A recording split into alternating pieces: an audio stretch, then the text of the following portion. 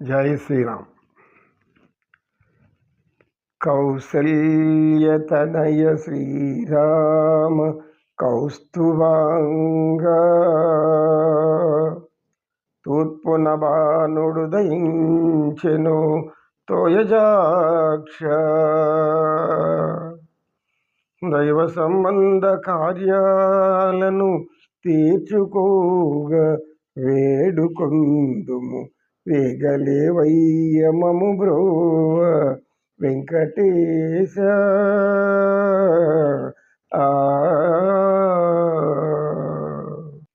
ముగ్గురు యువతులు అక్కడికి వచ్చారు. గురువు శిష్యులందరూ కూర్చొని చర్చా కార్యక్రమంలో ఉన్నారు. అప్పుడు ఆ యువతులు, గురువుగారు, ఈరోజు సాయంత్రము 3 గంటలకు మాకు ఈ యొక్క ఇంటర్వ్యూ ఉంది ఉద్యోగాలకు. అయితే మాలో ఏదో కొంచెం హృదయ స్పందన ఉంది. ఈ ఉద్యోగం వస్తుందా రాదా అనేటువంటి ఒక ఆలోచనలో మీరు చెప్పినా కానీ అది మాకు మనస్థిమితం ఏర్పరచలేదు. ఏం చేయాలి, మేము ఎలా ఆలోచించుకోవాలి, ఎలా జయించాలి అని అడిగారు. అమ్మా, ఇది అందరికీ సహజమే, లోక సహజం.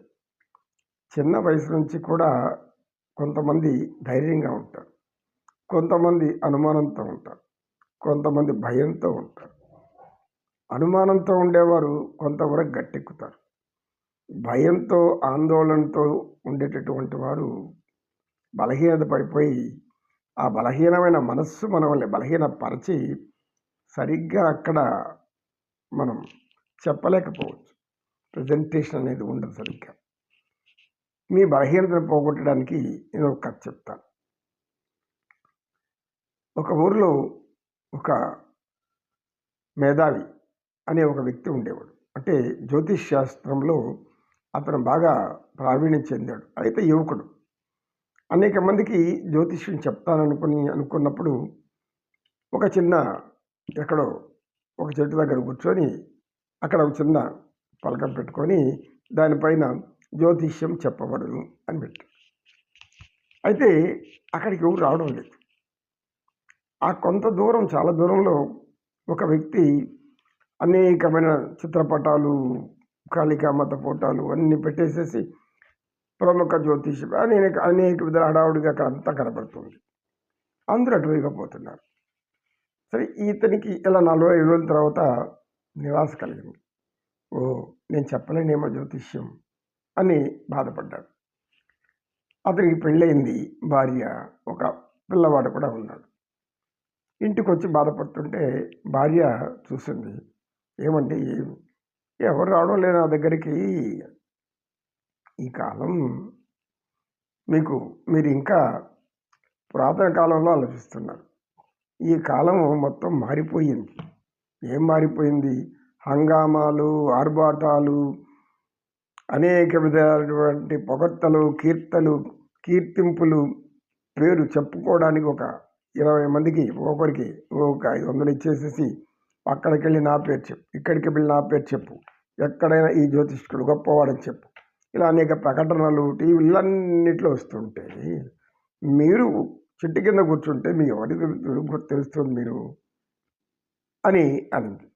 అయితే ఉన్నట్టుండి ఒకరోజు గారు జమీందార్ గారికి ఒక జ్యోతిష్కుడు అవసరమైనాడు. ఎందుకంటే ఆయనకి ప్రతి దానికి అనుమానం, ప్రతి దానికి కూడా మూఢనమ్మకాలను అతను పట్టి పీడిస్తూ ఉంటాడు. చిన్న చిన్న మాట, ఉదాహరణకు మెట్లు దిగుతూ ఉంటాడు. దిగుతున్నప్పుడు పిల్లి వస్తుంది అడ్డంగా, ఏదో పిల్లి పోతుంది. పిల్లి ఎందుకు వస్తుందో ఎందుకు పోతుందో వెంటనే ఇది దుశ్శకునము, పిల్లి అడ్డం రావకూడదు సామెత కూడా ఉంది. పోతూ పోతూ పిల్లిని సంగలా పెట్టుకొని పోయినా అనేసి. అంటే పిల్లి అనేది అపశకునం భావన మన వాళ్ళు. ఇది మూఢనమ్మకం. జంతువులు, మన పెంపుడు జంతువులు మనస్తుంటే మనం ప్రేమతో అలా తిరుగుతాయి, పడిపోతూ ఉంటాయి. వెంటనే అతను కూర్చున్నాడు. వెంటనే అక్కడికి జ్యోతిష్కుడు కావాలి. ఇప్పుడు పిల్లి అడ్డం వచ్చింది, దీనివల్ల నేను విజయం సాధిస్తానో సాధించలేదు. అవకాశవాదులు ఏం చేస్తారు? పిల్లి అడ్డం అంటే చాలా ప్రమాదకరం, మీకేదో ప్రమాదం సూచిస్తుంది. కనుక మీరు ఈ పని ఈ రోజుకి మానుకొని రేపు ముహూర్తం పెడతా పడిపోండి అంటేనే ఆ జమీందారు వాడు కూర్చునేవాడు. అలా ఉంటే అతనికి నిత్యం చెప్పే ఒక జ్యోతిష్కుడు పాపం కాలం చేశాడు. ఇప్పుడు కొత్త జ్యోతిష్కుడు కావాలని ఒక ప్రకటన చేశాడు. సరే, భార్య ఆ మాట చెప్పింది. ఇలా అనుకుంటున్నారు, వెళ్ళి ప్రయత్నించరండి అంటుంది. అక్కడ పెద్ద పెద్ద వాళ్ళంతా వస్తారేమో, నాకంటే గొప్ప వాళ్ళు వచ్చినప్పుడు నాకెక్కడ స్థానం ఉంటుంది అని అనుకున్నాడు. చూడండి, మీరు అన్ని విధాల తెలివైనవారు, కానీ మానసికంగా బలహీనమైనవారు. విద్యాపరంగా బాగుంది, మానసిక పరంగా బాగలేదు. ఇంకేమనుకోకండి.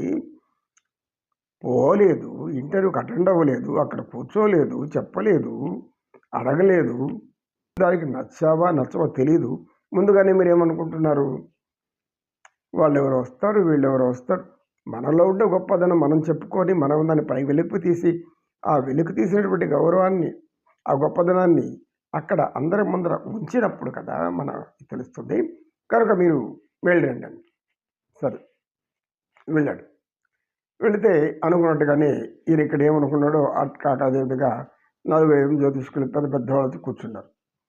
ఇది ఒకరిని ఆయన ఎన్నుకున్నాడు. సరే, నిరాశగా తిరిగి వచ్చాడు. తిరిగి వచ్చేసరికి ఇంటి గుమ్మం ముందర ఒక 4 కూర్చున్నారు. ఆ ఇంటి ముందర ఒక పెద్ద పోస్టర్, అంటే రాయబడినటువంటి ఒక పత్రం ఉంది. అక్కడ ఏముందంటే ఆ బోర్డులో వారి ఆస్థానానికి ఉద్యోగానికై వెళ్ళి జ్యోతిష్య శాస్త్రం చెప్పడానికై వెళ్ళి వచ్చేటటువంటి ఈ కుమారస్వామి అనే జ్యోతిష్కుడి గొప్ప జ్యోతిష్ శాస్త్రవేత్త అని రాయబడింది. జమీందారు దగ్గరికి పోయి వచ్చినటువంటి అందరూ ఏమనుకున్నారు? జమీందారు గారి దగ్గరికి పోతే ఇంకా మనకు బాగా చెప్తారు వచ్చేసారు. అప్పుడు అందరూ 4 కూర్చున్నారు. ఆశ్చర్యం వేసింది. ఇది 4 కూర్చున్నారే అని భార్య అనిపించాడు. ఇది ఎవరు రాశారు ఇదంతా అంటే, నేనే రాశాను. ఏమైంది నాకు తెలుసు, మీరు అక్కడ పోతే మీరు అనుకున్నట్టుగా జరుగుతుందని. కానీ ఇక్కడ మీకోసం 4 వచ్చేలాగా నేనే ఈ బోర్డు పెట్టి 4 కూర్చున్నారు, వాళ్ళకి చెప్పండి జ్యోతిష్యం. చాలా పట్టుదల కలిగాడు, చాలా దీర్ఘంగా ఆలోచించాడు, అన్ని పరిశీలించి వాళ్ళకి 4 చెప్పాడు. 4 చెప్పిందంతా కూడా వాడికి విజయం అయిపోయింది. ఆ 4 ఏం చేశారు? అందరూ చెప్పుకున్నారు ఆ ఇంట్లో జ్యోతిష్కున్నాను. కొంతకాలానికి ఆ జమీందారు కూడా తెలిసింది. వెంటనే జమీందారు అతను ఎవరో యువకుడంట, బాగా చెప్తానంట, పిలిపించండి.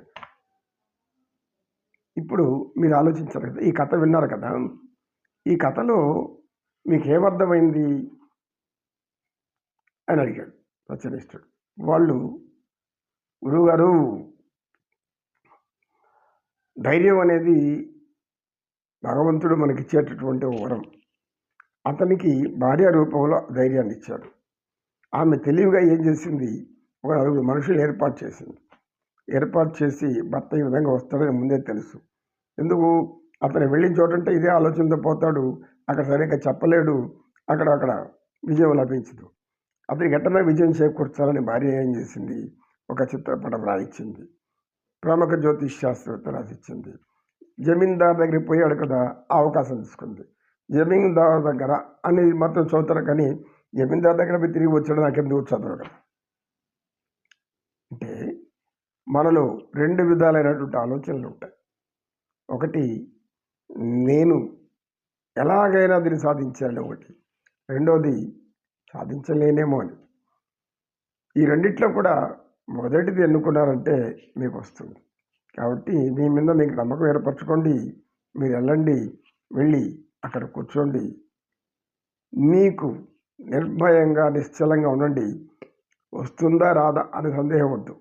వస్తే రాని, రాకపోతే పోని, ఇది కాకపోతే ఇంకొకటి, ఇది ఒకటే శాశ్వతమేం కాదు కదా, ఇంకా 90 దగ్గర ఉంటాయి అని కూర్చోండి, వస్తుంది అని సత్యనిష్ఠుడు చెప్పాడు. అప్పుడు వాళ్ళ ముగ్గురు కూడా ఆనందంతో అక్కడి నుంచి లేచి గురువు గారికి నమస్కారం పెట్టి, గురువుగారు, ఇప్పుడు మాకు ధైర్యం వచ్చింది, మేము పోయి అక్కడ ఆ యొక్క ఇంటర్వ్యూలో ఎదుర్కొంటాము, ఖచ్చితంగా ఉద్యోగాలు వచ్చేలాగా వస్తుంది, మాకు వచ్చేలాగా వస్తుంది అని చెప్పి వెళ్ళిపోయారు వాళ్ళు. అప్పుడు మందాకిని గురువుగారు ఇలా చెప్పడం వల్ల వాళ్ళు సాధిస్తారా? మా ర్యాకెట్టు భూమి కక్షను దాటిపోవాలి అంటే ఏమి, భూమి ఆకర్షణ శక్తి అమితంగా ఉంటుంది. ఇక్కడ నుంచి మనం ఏదో పైకి వేసినా అది కిందికే వస్తుంది. అందుకని ఏం చేస్తారు రాకెట్లకు, దాని కింద ఈ యొక్క మంటను పైకి వచ్చేటటువంటి పదార్థాన్ని పెడతారు. అదేం చేస్తుంది, ఎప్పుడైతే మనం చూస్తాం కదా రాకెట్లని, మందు పెడితే ఏమైతే పైకి వెళ్ళిపోతుంది భూమి ఆకర్షితంగా, అది అయిపోగానే మళ్ళీ కింద పడిపోతుంది. అందుకని ఏం చేస్తారు వాళ్ళు, దాంట్లో 3 అంచెలుగాను 4 అంచెలుగాను ఇలాంటివి ఏర్పాటు చేస్తారు. మొదటి పై అతి వేగంగా మండడం వల్ల ఆ శక్తికి భూమికి వ్యతిరేక దిశగా వెళ్తుంది. అది కొంత దూరం వెళ్ళాక అది అయిపోతుంది, వెంటనే రెండోది అందుకుంటుంది, అది ఇంకొంచెం దూరం తీసుకెళ్ళిపోతుంది, అలా ఇంకొంచెం దూరం తీసుకెళ్ళిపోతుంది. ఆ తర్వాత భూమి కక్ష దాటిపోయిందంటే అప్పుడు దానికి భూమి ఆకర్షణ శక్తి పనిచేయదు, దాని ఇష్టంగా స్వేచ్ఛగా చలిస్తుంది. మనసు కూడా అంతే అమ్మా. మనం ఒక అభిప్రాయాన్ని, ఒక ఆలోచనని ఉన్నతంగా ఆలోచించుకొని దాన్ని అనుకూలంగా మార్చుకున్నామంటే వెంటనే అదేం చేస్తుంది, ఇంకొక అనుకూల ఆలోచన తెచ్చి మనం ముందర పెడుతుంది. దీన్ని అందుకో అలా వెళ్ళిపోతూ ఉంటుంది, ఇంకొక ఆలోచన వస్తుంది, మళ్ళీ ఇలా నిన్ను ముందుకు సాగే ఆలోచనలు అన్నీ వస్తాయి. కాకపోతే వెయ్యాల్సిందే మొదటి అడుగే నీకు ధైర్యం కావాలి. మొదటి అడుగు ధైర్యం వేసిగా వెయ్యగలిగినప్పుడు నువ్వు అన్ని అడుగులు వెళ్ళిపోతావు. 7 కొండలు చూసి ఎక్కలేమనుకుంటే ఆడే కూర్చుంటావు.